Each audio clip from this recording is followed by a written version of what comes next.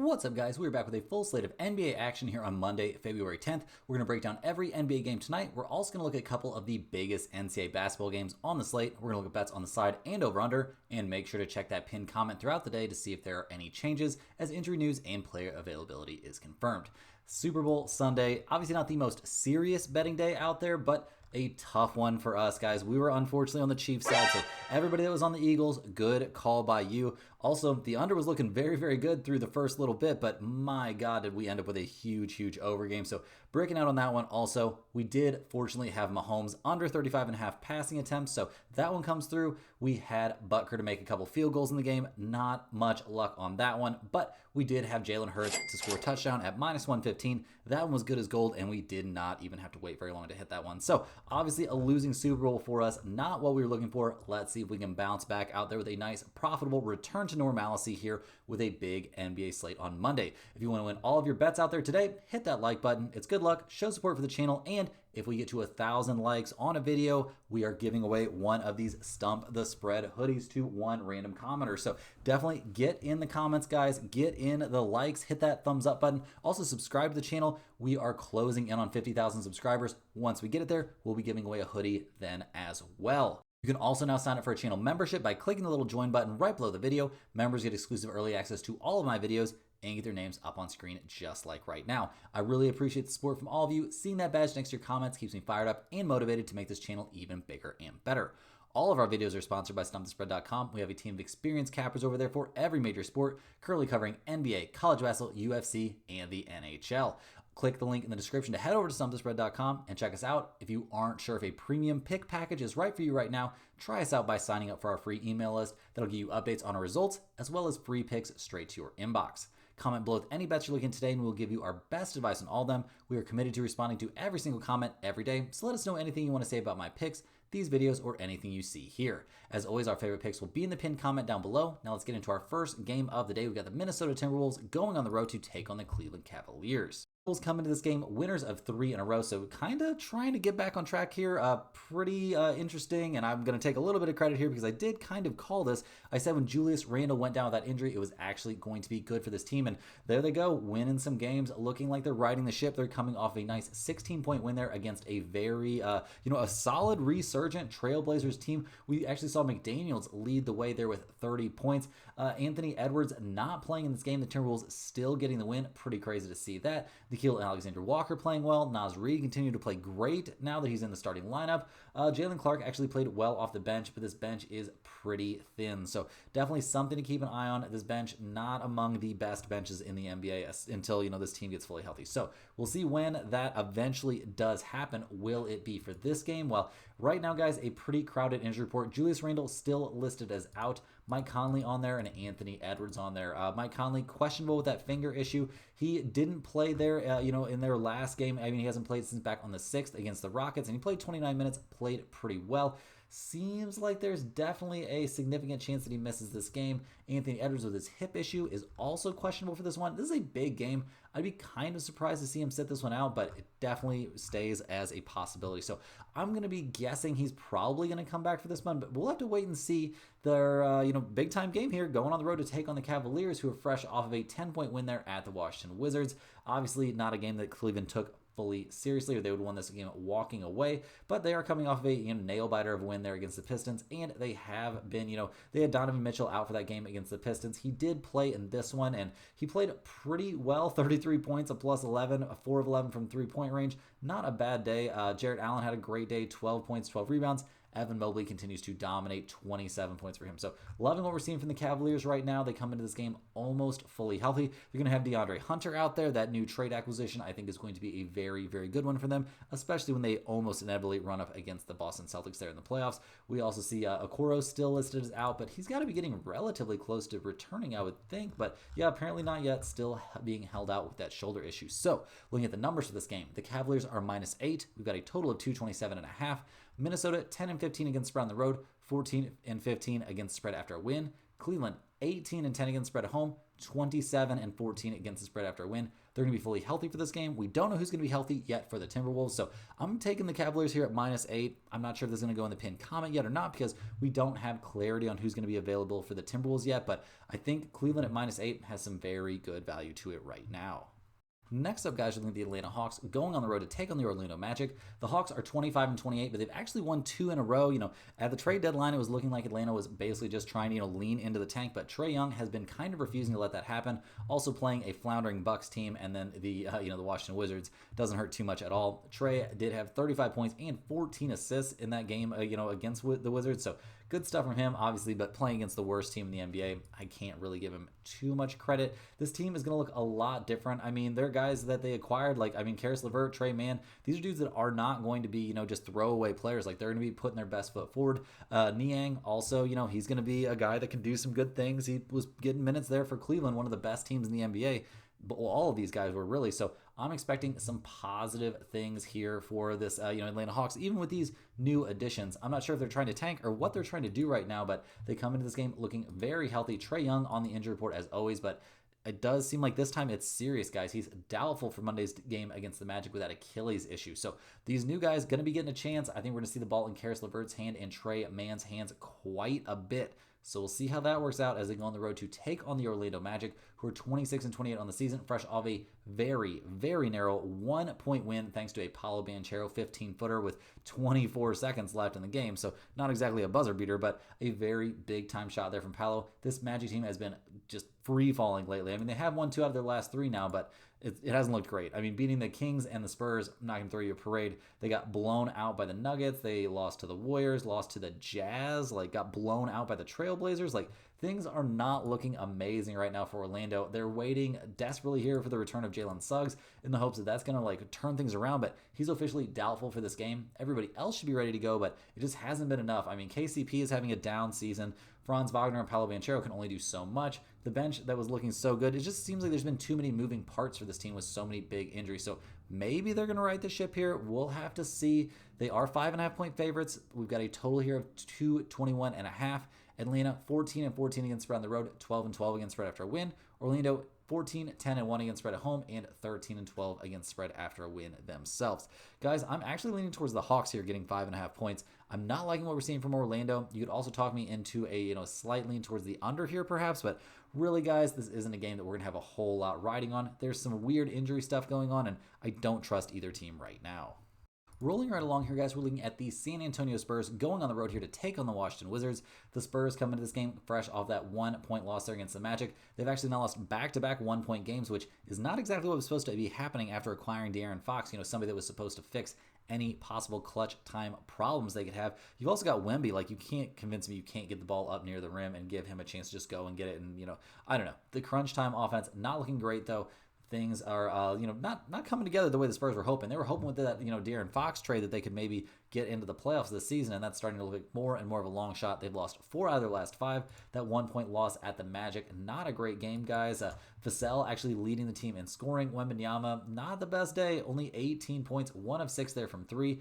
De'Aaron Fox, a terrible day, guys. 9 points in 34 minutes. He's trying to find his way on this new team, but it is not being a seamless transition. They lost this game despite shooting 43% from 3-point range. That's not a good sign at all. The Spurs come into this game fully healthy, so that's at least nice, but we really have to see, some better stuff. And the idea that Chris Paul and De'Aaron Fox both need to be on the floor at the same time is actually super, super laughable to me. So we'll see what goes on down the stretch, but I am not loving that, iteration right now, and it doesn't seem like it's going that great. So we'll see what they do on the road here against the worst team in the NBA. The Washington Wizards are 9 and 43 this season. They've lost back-to-back games after that weird 3-game winning streak that came out of nowhere. They got dominated there by Trae Young their last time out. They had no answers for him, and nobody really having a great time there for the Wizards. I mean, we see Jordan Poole put up a 21-point game, but he was a +1 out there. Nobody else putting up positive plus-minus numbers. Corey Kispert is looking like a usable piece, but when you shoot 25% from the field and 25% from 3 and 44% from the field, you're not exactly going to be putting yourself in a position to win, and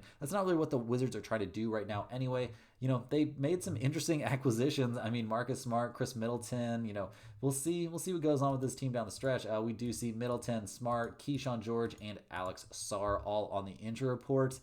Middleton, guys, he expected to make his debut after the All-Star break, so clearly they're in no hurry to bring him back. Marcus Smart also not coming back till after the All-Star break. Keyshawn George with an ankle issue is questionable. And Sarr, guys, he's been ruled out for this game. I wouldn't be surprised to see him sit out until after the All-Star break as well. So the Wizards clearly not going to be at full strength. They are getting 11.5 points at home in this one. We've got a total of 235.5. The Spurs 12-12 against spread on the road, 15-12 against spread after a loss. Washington 11-15 against spread at home, 16-24-2 against spread after a loss. Guys, I think this is a big get-right spot here for the San Antonio Spurs. They haven't been terrible on the road. I think this is a matchup that we could really see Fox take advantage of. We can see Wembanyama take advantage of. The Wizards are not a good team right now, obviously. We'll see what goes on. This isn't going in the pin comment because I don't trust the Spurs right now. There's a lot of new moving pieces on this team, but I think if you want to be betting this game, you want to be betting the Spurs. Rolling right along here, we are looking at the Charlotte Hornets going on the road to take on the Brooklyn Nets. The Hornets come into this game fresh off a 10-point loss there at the Detroit Pistons. Not exactly a team that's doing a ton of crazy stuff right now. I was a little bit surprised to see Ball playing already. In this game, obviously, he was sitting out. Miles Bridges had a nice 30-piece, not bad at all. We saw Seth Curry soak up 36 minutes, score 26 points. I know the dude can't play any defense, but he can certainly shoot it. That did not skip a generation there. Like, he can definitely pour it in, or didn't skip a sibling there. He can definitely shoot. Isaiah Wong had a nice night. They shot 47% almost from three-point range, and none of it was enough, still taking that 10-point loss. So not loving that. They had very, very few answers out there on defense, and just not a very good team overall. They come into this game super banged up. We don't really have any clear idea of who's going to play and who's not. We've got LaMelo Ball, guys, with his ankle issue. He didn't play against the Pistons, but we'll see if he plays in this one. Obviously, this is going to be a back-to-back spot, so a lot of weirdness up in the air. I would expect him to play, kind of, but you never know for sure. Nick Smith Jr., he's dealing with a back issue. He didn't play against the Pistons. Josh Green, he was dealing with a calf issue, didn't play against the Pistons either. And Mark Williams with that whole trade debacle, no idea what's going to go on with him. So we'll see what happens here for the Hornets as they go on the road to take on the Brooklyn Nets, who are 18-34 on the season, fresh off a 102-86 win there over the Miami Heat. We saw Cameron Johnson play really, really well in that win. He had 18 points there, 3 of 6 from 3. It was a bad shooting night for the Nets. They shot only 27% from 3, but still get a comfortable win against just a Heat team that couldn't get anything going in the right direction. It was a pretty embarrassing loss there for the Miami Heat, to be honest. Yeah, not loving what we're seeing from the Nets, but they did come away with that win. They got rid of Ben Simmons, figured out a buyout there. He's going to go join the Clippers apparently, so we'll see how that works out, but I don't think there's any reason to feel bad for the Brooklyn Nets here. Losing a guy like that is not going to have a negative impact on your season. They have a pretty clear injury report, to be honest, right now, guys. D'Angelo Russell, the only one on there, and he's currently questionable due to an illness. I do expect him to end up missing this game, so we'll see what impact that has here. But looking at the numbers, the Nets are 3.5-point favorites. We've got a total of 214.5. The Hornets 11-9-1 against spread on the road, 6-2 against spread on no rest. So actually a pretty good team on no rest, not something you super expect. They are 19-17 against spread after a loss. Brooklyn 9-15 against spread at home, 8-9 against spread after a win. I'm going to be leaning here slightly towards the Brooklyn Nets at home. I just don't like what I'm seeing from Charlotte at the moment, and I don't know who's going to play, but once we find out who's going to play, if it looks like it's going to be the fully healthy Charlotte Hornets, there's definitely some room to be here on Charlotte. So we're going to wait and see on this one. Definitely need more clarity here on the injury report. Kind of weird that we don't have more clarity here, recording this around midnight the day before. Hey guys, jumping in here with a quick ad break. This is a great time to sign up for StompTheSpread.com. Signing up for a premium membership gets you access to our top confidence plays on all the major sports. We're currently covering NCAA basketball, the NBA, NHL, UFC, and the NFL. We have a team of professional cappers that work extremely hard putting in the research on these games every day so you don't have to. We make things very easy for you with pick notifications directly to your phone and unit sizes assigned to each play so you can see where our confidence level is on every individual matchup. To test out the service before you buy, join our free email list, get the occasional free or premium pick straight to your inbox. Just click the link in the description to sign up for a free account. Don't forget to like this video and subscribe to the channel if you're new. Now guys, back to the games. Rolling right along here, guys, we're looking at one of my favorite games on this slate. We've got the Boston Celtics going on the road to take on the Miami Heat. The Celtics come into this game 37-16 on the year, fresh off a blowout monster win there at Madison Square Garden. They destroyed the New York Knicks 131-104. A dominant performance. Tatum put up a 40-piece in the win. We saw good stuff there from Derek White, 14 points there from Luke Cornett in the starting lineup. 25 points off the bench there from Peyton Pritchard. That guy is looking like an absolute menace this season. We saw Porzingis and Drew Holiday both miss this game. No problem there for the Celtics, who shot nearly 50% from three-point range. They did a really good job. They dominated the boards in this game, played some good defense. Jalen Brunson was the only guy that could even get it going at all there for the Knicks. So a great game there for the Celtics. They come into this one a little bit banged up. It looks like Drew Holiday probably still going to be out. Yeah, ruled out for this game officially. Jaylen Brown and Jason Tatum both on the injury report as well. Jaylen Brown, guys, questionable with a knee issue, and Tatum questionable there with right patella tendinopathy. So we'll see. I probably don't expect both of them to sit out, but it's not impossible that at least one of them, or maybe even both of them, end up missing this game as they go on the road to take on the Miami Heat, who are 25-25 in the year, fresh off a very poor performance there at the Nets, where they lost 102-86. The story right now for the Heat is they finally ended the Jimmy Butler saga. That is over with. They acquired Andrew Wiggins, a very, very usable piece, and now they've got a starting lineup that looks like Hero, Robinson, Wiggins, Bam, and Kel'el Ware. That looks pretty reasonable to me, and a nice bench, guys. Terry Rozier, Jaime Jaquez Jr., Haywood Highsmith, Nikola Jovic. Like, this is not a bad team. We do see the injury report. Got a couple guys on it, Jaquez and Jovic there, but Jaquez, he didn't practice due to an illness. He's questionable for this game. I think there's a chance he'll be out there. Jovic dealing with very likely the same illness, and he's questionable as well, but I would be surprised to see them both sit out this game. That's not really the Miami Heat way. Looking at the numbers here, the Celtics are 6-point favorites here. The Heat are getting 6 points at home. We got a total of 220.5. Boston 12-14-1 against spread on the road, but they are 7-28-1 against spread after win. That is an NBA worst mark against spread after win. Miami 10-12 against spread at home, 13-11 against spread after loss. Guys, we are going with the system play here. We are taking the Miami Heat, getting 6 points. This is one of my favorite plays of the day. The Heat always play well against the Boston Celtics, usually anyway. And yeah, the Celtics are always terrible coming off a win. They're banged up coming into this game. So definitely give me the Miami Heat at +6. This is a play that's 100% going in the pinned comment. Next on the docket, guys, we're looking at the Golden State Warriors going on the road to take on the Milwaukee Bucks. The Warriors come into this game 26-26 on the season, fresh off a blowout win there at the Chicago Bulls. Their first game with Jimmy Butler, fully out there and ready to go, and he looked great. Steph had 34 points in the win. Jimmy had 25. All the starters played really, really well. Draymond only 6 points, but a +27. He had 7 assists, 4 rebounds, 3 steals, and a couple of blocks out there. We loved what we saw. I mean, even Buddy Hield played well in this game. Not something you can count on at all, but Podziemski continues to play really well, and that's a big step in the right direction for the Warriors, who still aren't all the way healthy. Like, they're still waiting for the eventual return of Kuminga. Moses Moody actually had a rare off day shooting the ball. He was 0 of 5 from 3, but regardless, the Warriors get a huge blowout win, and they continue to look really good. We do see Steph is questionable for this game, dealing with left quad soreness, so I do expect him to play in this game. I'd be a little bit surprised if he ends up sitting this one out, but even if he does, the Warriors are not sunk now with Jimmy Butler there to pick up some of the slack. So we'll see what goes on for the Warriors as they head on the road to take on the Milwaukee Bucks, who are fresh off of a 135-127 win against the 76ers. Again, it was not nearly as close as the final score would indicate. We do have some kind of bad news for the Bucks, as we know for sure now that Giannis is going to be sitting out until after the trade deadline. But right now, that's not looking like a huge problem. 43 points from Damian Lillard. He had a monster day shooting the ball. Still capable of these huge scoring outbursts. As just in general, the Bucks shot the lights out from 3. So big credit to Milwaukee in that game. But right now the question is, how are they going to do without Giannis here for a few days? And we'll see. They've shown the ability to do that. They're actually 4-5 on the season without Giannis this year. So we'll see how that goes. The Bucks are getting 6.5 points at home in this one. We've got a total of 232.5.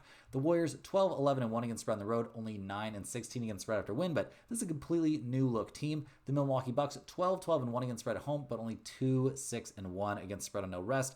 They're 12-15-1 against spread after win. Guys, this seems like a spot that's definitely pointing towards the Golden State Warriors. The price seems a little expensive. 6.5 points is kind of a lot, but with everybody playing well, the Bucks being incapable of playing defense, and only capable of playing offense, do we really think this hot shooting is going to continue for guys like Bobby Portis? Do we think Dame's going to put up another 40 piece? Like, that all seems very unlikely to me. So give me the Warriors here at -6.5. I think they are turning over a new leaf with this Jimmy Butler acquisition.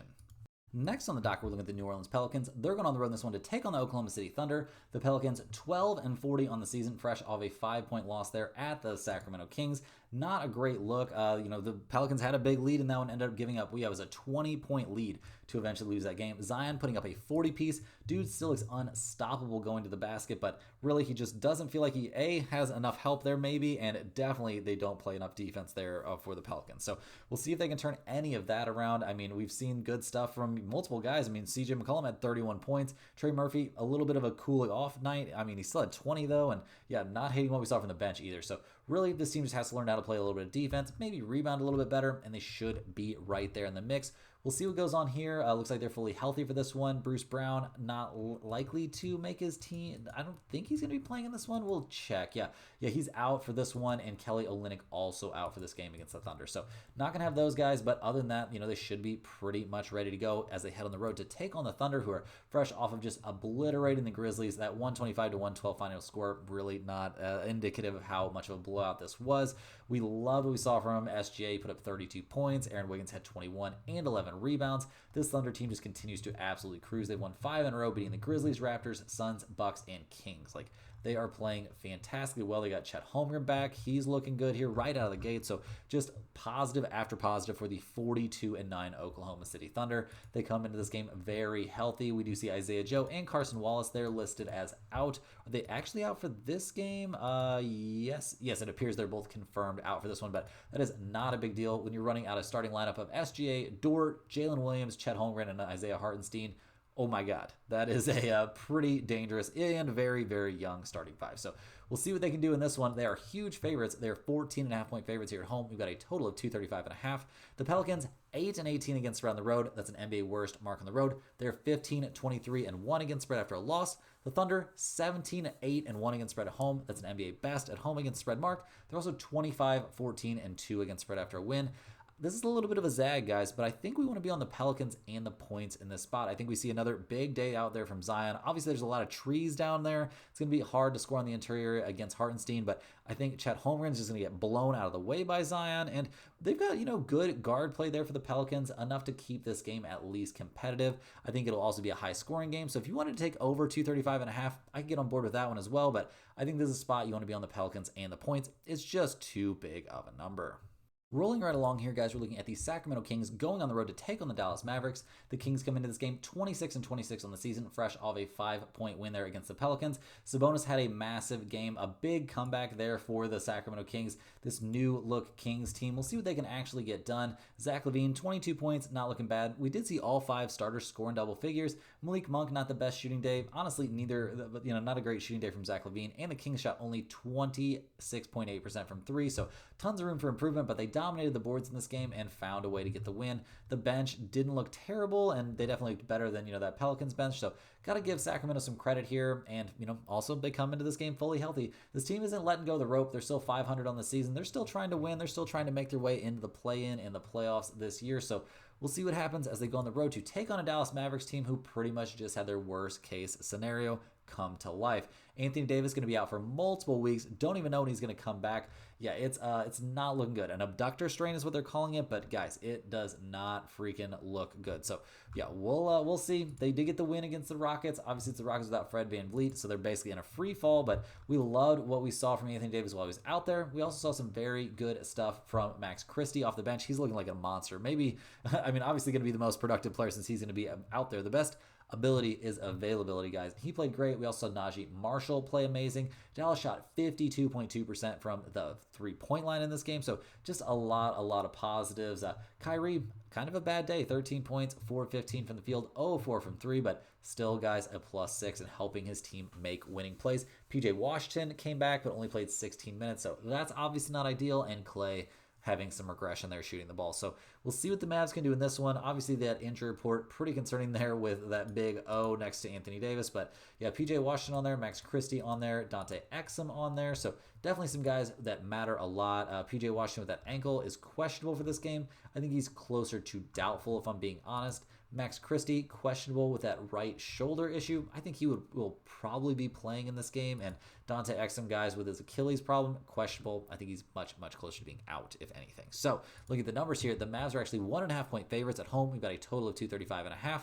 The Sacramento Kings, 10-14-1 against spread on the road, 9-14-2 against spread after a win. Dallas actually 14-11 against spread at home this season, and 11-15-1 against spread after a win. Guys, I'm going to be taking the Sacramento Kings on the road in this one. I think they find a way to get the job done here against, a Mavs team that's tough when healthy, but they're going to be so unhealthy here. I just don't think they're going to have a great time. I do worry about Kyrie going off for a massive game or, some sort of transcendent Clay shooting performance, but other than that, I think this is a good spot to be on the Sacramento Kings.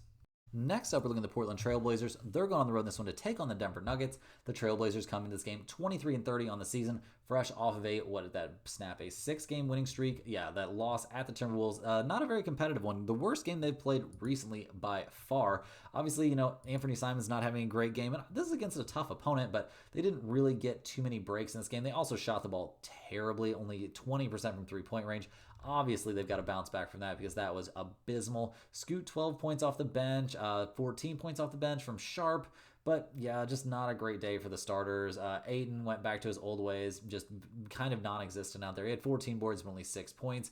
Jeremy Grant, not the best. Denny Adjeva, a terrible, terrible day. So definitely a huge bounce back spot here for the Trailblazers. They come into this game relatively healthy. We do see Jeremy Grant there with an injury designation. Also Chris Murray on the injury report. Grant questionable due to right knee soreness. I think there's a decent chance he plays in this game, but we don't know for sure. Chris Murray, guys, he's dealing with a quad issue. He is also questionable for this one. So might not be the full strength Trailblazers as they go on the road here to take on the Denver Nuggets, who have won 6 in a row now, getting a blowout when they're against the hapless Suns. That has to feel good. Jokic didn't quite get his triple-double, playing only 3 quarters in that game. You know who doesn't care about that at all? Jokic. So we'll see what Denver can do in this one. Obviously coming off of a nice win. They're up to 34-19 on the season. They are banged up for this game. Jokic, healthy. Westbrook, probably out. Jamal Murray, Michael Porter Jr., Aaron Gordon, all on the injury report. Westbrook, guys, it sounds like, we don't have any real idea when he's going to be back. It's going to be a while, though. Jamal Murray, probable for this game with his knee issue. Michael Porter Jr., questionable to go in this game against Portland. And Aaron Gordon, probable. So looking like maybe not quite the full strength Denver Nuggets here. Denver is a 9.5-point favorite here on on their home floor. We've got a total of 232.5. Portland 14-10-1 against the spread on the road, 16-3 against spread after a loss. Denver 14-10-1 against spread at home, 18-14-1 against spread after a win. I think we're going to run it back here with the Portland Trailblazers plus 9.5. It's plenty of points here. Denver's probably not going to be at full strength for this game. I don't know if they're going to blow out the Trailblazers. I think they'll probably win this game, but it's such a huge bounce back spot for Portland after playing so poorly, and they've been playing so well lately. I do worry about the elevation bothering them, but I definitely want to be on the Trailblazers here getting that many points. Next up, guys, we have the Utah Jazz going on the road to take on the Los Angeles Lakers. The Jazz come in this game 12-39 on the season. They are fresh off of a 20-point loss there at the Clippers, so not exactly having a great time. We know, Utah is for sure a tanking team. They've got, Colin Sexton going to be missing time. KJ Martin, newly acquired. We'll see when he makes his team debut, but not going to be playing in this game on Monday against the Lakers. Colin Sexton also, guys, it sounds like he's going to be reevaluated in a week. So yeah, he's not going to be back here for at least a few more days. So not going to be the full strength Utah Jazz as they go on the road to take on the Lakers. The news was that this very hot Lakers team, winners of the last 5 in a row, was going to have Luka making his his Lakers debut here on Monday, but all of a sudden, that seems like it might be up in the air. Against the Pacers, we saw Austin Reeves go off for 45 points. Dude looked unstoppable out there. 24 from Hachimura, 10 points off the bench for Jordan Goodwin. Not something you see every day. The Lakers won this game despite shooting only 33% from 3. They did a very good job on the boards. Nobody from the Pacers could really, carry the load there. They only shot 31% from 3, and they got to shoot a ton of free throws. It was just not enough. So, loving what we're seeing from the Lakers. The question is, are we going to see Doncic? Are we going to see LeBron in this game? Or are they, a little bit hungover after the Super Bowl? And we've also got that whole weird situation with that trade being rescinded and guys like Dalton Knecht being back in the building. So we'll see how that goes. Luka, questionable for this game. So that's obviously pretty up in the air. He's been on the shelf since Christmas Day with that calf strain. I don't think they're going to be rushing him back. If you ask me to guess whether he's going to play or not, I would guess that he is not going to play. But the spread makes me think that maybe he is. So we'll see what happens with him. Austin Reeves, probable due to a left elbow contusion. He's going to play. LeBron, questionable with that ankle issue. I think that will depend heavily on what he feels like doing after, spending the night watching the Super Bowl. So we'll see what happens. Right now, the only number we can find out there right now has the Lakers as 13.5-point favorites. We've got a total of 233.5. Utah, 15-13 against spread on the road, 18-20 against spread after a loss. The Lakers, 15-9 against spread at home, 16-3-1 against spread after a win. I'm going to be leaning towards the Jazz a little bit at this huge number of 13.5, and I'm pretty much under the opinion that we're not going to see Luka or LeBron in this game, but this is a wait-and-see spot, guys. We do not know for sure whether these guys are going to be playing, so keep an eye on that pinned comment. It is very, very, very likely to develop, to change at some point, to get updated throughout the day, because there's a lot of things that are unfortunately being left very, very up in the air, despite us recording at the normal time we're normally recording, maybe even a little bit later. Just they're not letting the injury news out for us like they normally do. So now, guys, we're going to change gears a little bit. We're going to hop over and look at a couple of the biggest college basketball games on this Monday slate. And first off, we're looking at a big one. We've got North Carolina going on the road to take Clemson. This game's going to be on ESPN if you're trying to watch it. Nationally televised for sure. We see North Carolina coming in, fresh off a bounce back nail-biter win.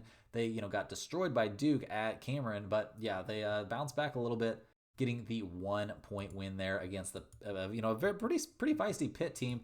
Not necessarily the coolest of wins, I wouldn't say. I mean, North Carolina needed to shoot 46.7% from three to get this win. Only 7 of 15, but still, they'll definitely take it. They didn't shoot a ton of free throws. They didn't do a good job on the boards, but they just shot the ball well enough to get the win. But barely, guys. Barely. And that was on their home floor. So we'll see if they can, follow that up with another good performance. North Carolina over the course of the season has not been great. RJ Davis leading the way with 17.4 points per game. Cool. They look like a good offensive team, but I question that. And their defense is terrible. Their rebounding, not very good either. So not a team that I got a ton of respect for. They're going on the road to take on the Clemson Tigers, who are 19-5, fresh off by far their biggest win of the season. They took down number 2 Duke, 77-71. So a big win there. Chase Hunter, a nice day for sure. I mean, a nice season for sure. 17.5 points per game for him. A massive day out there for the Tigers. They stormed the court, so they're in a letdown spot for sure after such a big win, but man, they played great. They only made 4 threes, 4 of 10 from 3 to win this game, and yeah, they were dominant in this one. I mean, just did everything they needed to do, dominated the boards, slowed down Cooper Flagg. They didn't have a great answer there for Tyrese Proctor, but they do enough to win this game and get their biggest win of the season. They had every right to storm the court there. Loving what we're seeing there from the Clemson Tigers, and they came into that game fresh off a tough loss against Georgia Tech. So we'll see what they can do here against North Carolina, an interesting team for sure. Neither one of these squads really wow me there on the boards, but Clemson does play some very good defense, and that could be the difference maker in this game. The Tigers are 6.5-point favorites. We've got a total of 145.5. North Carolina only 2-5-1 against spread on the road, 13-11 to the under. Clemson 7-7 against spread at home, 12-12 to the over/under. So we'll see. Clemson has Florida State on deck. North Carolina has Syracuse on deck. So neither team in a big look-ahead spot. I'm going to be leaning here towards Clemson. I know it's a huge letdown spot, and that's kind of against the rules, but guys, I think the Tigers are just so much better than North Carolina. They look tiny out there against Duke. They're going to look tiny out there against Clemson. I think we see the Clemson Tigers win this game by 10, even if they're having something of a hangover from, a dramatic win against Duke. Last but not least, guys, we're looking at the Baylor Bears going on the road to take on the Houston Cougars. Baylor comes into this game 15-8 on the season, fresh off of a 91-76 blowout win there against UCF. They were coming off a terrible blowout loss against Texas Tech. This team's been alternating wins and losses here for a minute, and looks like this should be a loss spot if they keep on going that way. This team doesn't necessarily have a ton of superstar power. They are a good offensive team, though, putting up 80 points per game. The rebounding is concerning. The defense is fine sometimes, but other times maybe not so great. So maybe not the scariest Baylor team here as they go on the road to take on the Houston Cougars, who are 19-4 on the season, fresh off of a nice 10-point win there at Colorado. They're doing a good job. I mean, they did lose that game against Texas Tech, but this team has looked incredibly tough this season, winning that crazy game there at Kansas. They've just done a lot of good things. They've been beating pretty much everybody that's put in front of them. They do have a slight look-ahead spot. I mean, they've got this game at home against Baylor. Then they got to go on the road and take on Arizona and Arizona State. So we'll see if that comes into effect here at all. LJ Cryer putting up 14.3 points per game. Maybe not the most efficient shooting, but this team plays insane defense. They're a very good rebounding team. They're great on defense. They put up enough offense to get the job done. That's usually not a problem, but definitely a defensive-minded team. And the odds makers giving them plenty of respect here. They are at home. They're 8.5-point favorites at home. We've got a total of 132.5. Baylor 1-6-1 against spread on the road, 13-9 to the over. Houston 8-5 against spread at home, 12-10-1 to the under. Guys, we are taking the Houston Cougars to get the win and cover at home. I think they win this game by double digits the vast majority of the time. Baylor has shown us again and again this season they are not good on the road, and I don't see any reason that would change here in a very crazy environment against a crazy, crazy good team. That's all the games we have for today, guys. Hit that like button for good luck on all your bets. Subscribe to the channel if you're new. If we get to 1,000 likes and 50,000 subscribers, each one of those things qualify for a free hoodie giveaway. Let me know in the comments any questions you have on today's slate. Thanks for watching. Click the link in the description. Get over to stopthespread.com. Get on that free email list. Sign up for a premium package if you're interested. We will see you guys tomorrow for more sports betting action.